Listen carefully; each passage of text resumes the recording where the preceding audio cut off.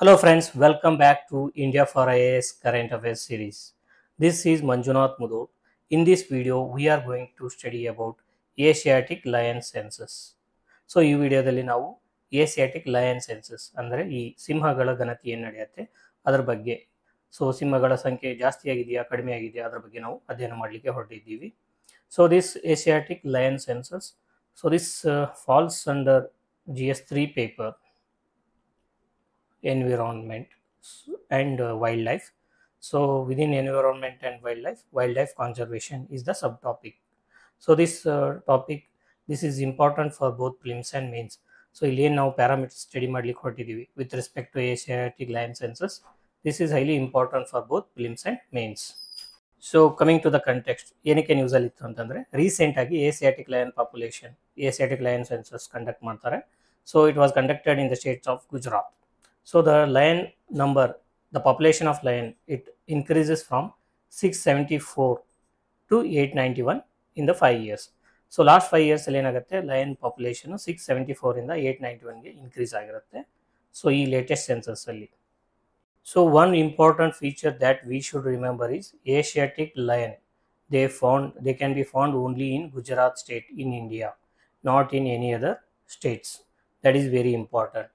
Now we will go in detail into the 16th Asiatic lion census. Key findings of the 16th Asiatic lion census.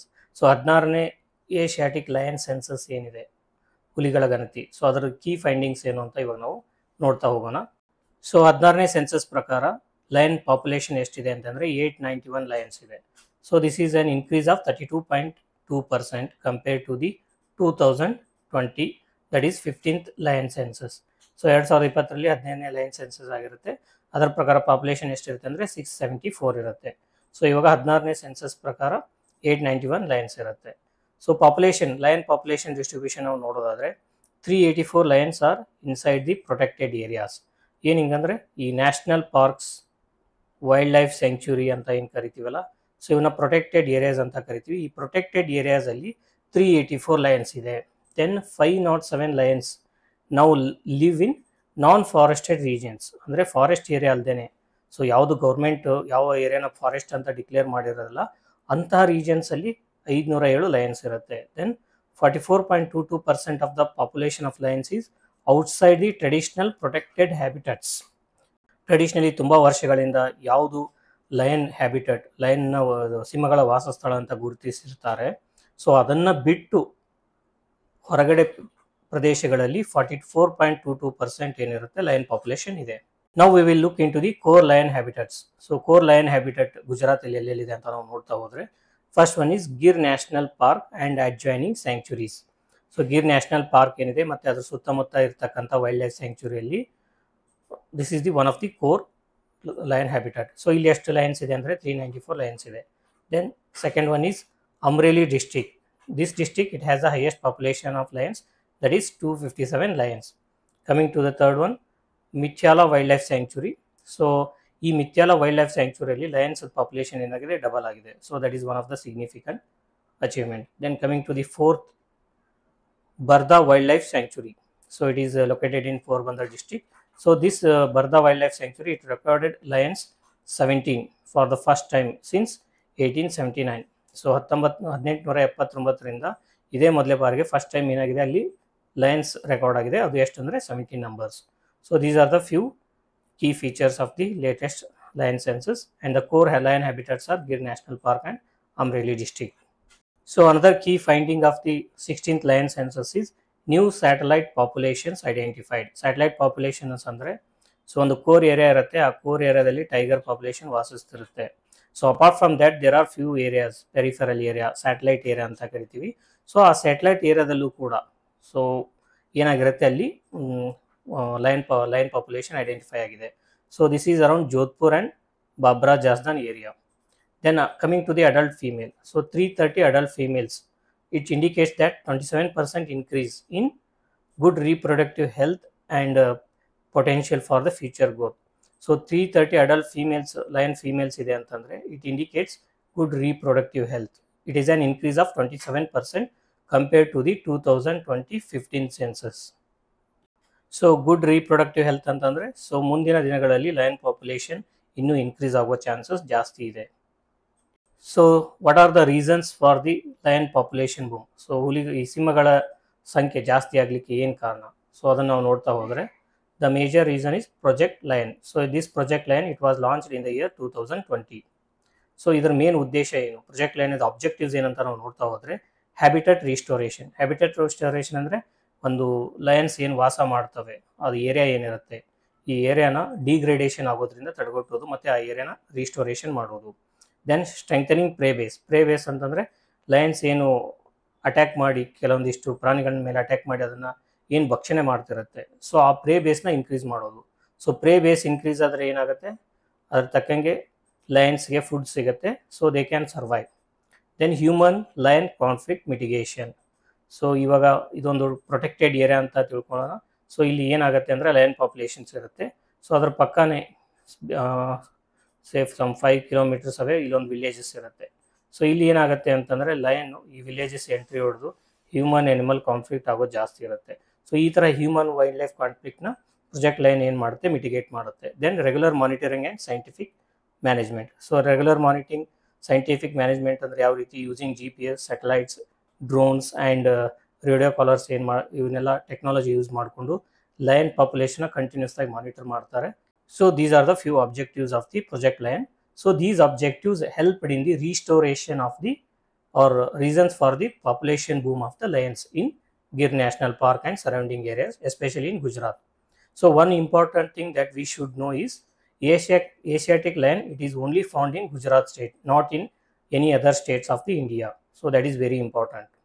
So census ಯಾವ ರೀತಿ conduct ಮಾಡಿದ್ದಾರೆ, census methodology ನೋಡೋದಾದರೆ, it is a direct beat verification method. Direct beat verification method ಅಂತಂದ್ರೇನು, survey ಮಾಡೋ ಏರಿಯಾನ ಏನು ಮಾಡ್ತಾರೆ, distinct units like regions, zones and sub zones ಆಗಿ ಡಿವೈಡ್ ಮಾಡ್ತಾರೆ. And systematically they monitor for each unit. So each ಯೂನಿಟಲ್ಲಿ ಏನು ಮಾಡ್ತಾರೆ, they monitor for lion sighting and presence. So lion sighting and presence ಅದರಲ್ಲಿ ಸಿಂಹಗಳು ಕಂಡು ಬಂದರೆ, ಸೊ ಡೈರೆಕ್ಟ್ ಸೈಟಿಂಗ್ ಅಂದರೆ ಡೈರೆಕ್ಟ್ ನೋಡೋದ್ರ ಮುಖಾಂತರ. So this is called as direct beat verification method. So ಈ ಮೆಥಡ್ನ ಯೂಸ್ ಮಾಡ್ಕೊಂಡು ಏನು ಮಾಡ್ತಾರೆ, ಸಿಂಹಗಳ ಗಣತಿಯನ್ನು ಮಾಡಿದ್ದಾರೆ. ನಾವು we will look into the project lion overview. So project lion it was launched in the year 2020. 2020 project ಲಯನ್ನ ಲಾಂಚ್ ಮಾಡಿರ್ತಾರೆ. ಇದರ ಅಬ್ಜೆಕ್ಟಿವ್ ಏನಂತಂದರೆ, to ensure long term conservation of Asiatic lions. So Asiatic lions ಏನಿದೆ, so ಅದರ long term conservation. So conservation of lion, Asiatic lion population, its habitat, increasing its prey area, whatever we have discussed earlier. Then focus areas, ecosystem health and habitat improvement. Ecosystem ಅಂತಂದರೆ ಅಲ್ಲಿರ್ತಕ್ಕಂಥ environment ಏನಿರುತ್ತೆ, ecology ಏನಿರುತ್ತೆ, so ಅದ್ರ ಹೆಲ್ತ್ನ protect ಮಾಡೋದು ಮತ್ತು ಅಲ್ಲಿರ್ತಕ್ಕಂಥ ಹ್ಯಾಬಿಟಟ್ನ improvement ಮಾಡೋದು. Then technology based monitoring using radio collaring, camera traps, GPS, drones and other technological intervention. Then conflict mitigation and community participation. Conflict mitigation ಅಂತಂದರೆ to mitigate the human and animal wildlife conflict. And community participation of community people in the conservation of the habitat of the lion, Asiatic lion. So Asiatic lion ಏನಿರುತ್ತೆ ಅದರ ಹ್ಯಾಬಿಟಟ್ನ conserve ಮಾಡೋದು. So one more recent key finding with respect to Asiatic lion is IUCN Green Status Assessment. So we all know that there is a IUCN Red List category. The IUCN Red List category, it enlists the different species, the threat the species we are facing. In the same way, we have IUCN Green Status Assessment. So what is the purpose of this assessment? It complements the Red List by assessing species recovery and conservation impact. So ಒಂದು ಯಾವುದೇ species purpose ನಾವು ಒಂದು conservation measures ಏನು ತೊಗೊಂಡಿರ್ತೀವಿ. For example, with respect to Asiatic lion we have project lion. So ಆ ರೀತಿ ನಾವು project lion launch ಮಾಡಿ ಏನು ಮಾಡ್ತಾ ಇದ್ದೀವಿ, ಏಷಿಯಾಟಿಕ್ ಲಯನ್ ಪಾಪ್ಯುಲೇಷನ್ನ ಇನ್ಕ್ರೀಸ್ ಮಾಡ್ತಿದ್ದೀವಿ. There is a recovery of lion population. So what Red List does, IUCN Red List, it enlists the threatening status of the or endangered status of the species. So what IUCN Green Status does, it complements the Red List by assessing species recovery and conservation impact. So ಇದರಲ್ಲಿ IUCN Green Status ಅಲ್ಲಿ 8 category ಇದೆ. Extinct in the wild, critically depleted, largely depleted, moderately depleted, slightly depleted, fully recovered, non-depleted, and in treatment. So there are 8 categories, and knowing in detail about these 8 categories is not required, and we should know which species falls under which category. That is very important. So coming to the lion, Asiatic lion's status. As per IUCN Green Status Assessment, Asiatic lion falls under largely depleted category. So this indicates substantial recovery, but still below historical baseline. So ಇದರ ಅರ್ಥ ಏನಂದ್ರೆ lion population substantial recovery ಆಗಿದೆ, population increase ಆಗಿದೆ, but historical baseline ಏನಿತ್ತು so ಅದರ ಮಟ್ಟಿಗೆ ಅದು population recovery ಆಗಿಲ್ಲ. Then difference from IUCN red list. So IUCN red list ಇಂದ ಗ್ರೀನ್ ಸ್ಟೇಟಸ್ ಅಸೆಸ್ಮೆಂಟ್ ಏನು ಡಿಫರೆನ್ಸ್ ಮಾಡುತ್ತೆ ಅಂದರೆ, red list focuses on extinction risk, whereas the green status it focuses on recovery and conservation success. So that is the main difference. So this is all about recent Asiatic lion census. So based on the topic that we have discussed so far, that is 16th Asiatic lion census.